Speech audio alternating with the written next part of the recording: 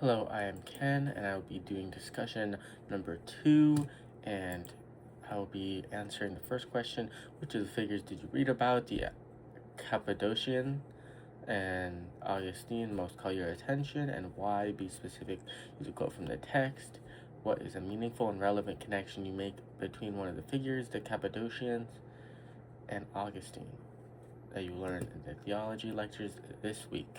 Uh, I mean, I guess Augustine sort of, I don't know.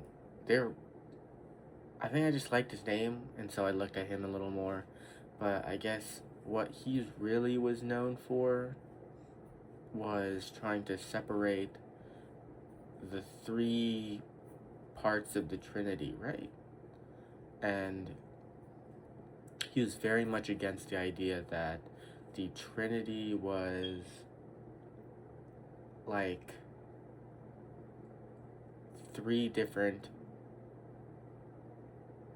people. No, it was like they were three different parts of one divine spirit. Like three different parts of one like being. There were three different parts of who God was, instead of like trying to make it out as they were three different forms, I guess. They they are distinct but not different. That's I guess what I'm trying to figure out. And so how that connects to the lecture, let me grab a quote. How that connects to a lecture was are talking about modalism, and that's like the idea of God, the idea of God representing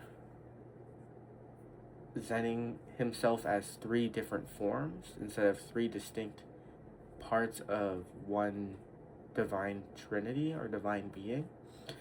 And so he was this is essentially what he was against.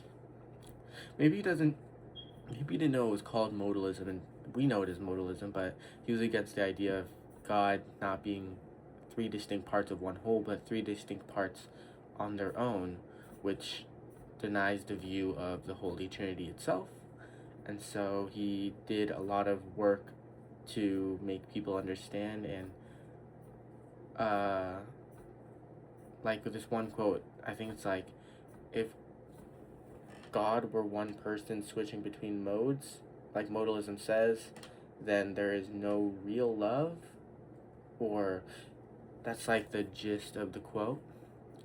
And I guess that's one of the biggest ideas that he was discovering and he was talking about. And so that's one connection and a quote. And I guess liked how I liked his name and his ideas towards the Trinity that nobody else really wanted to talk about.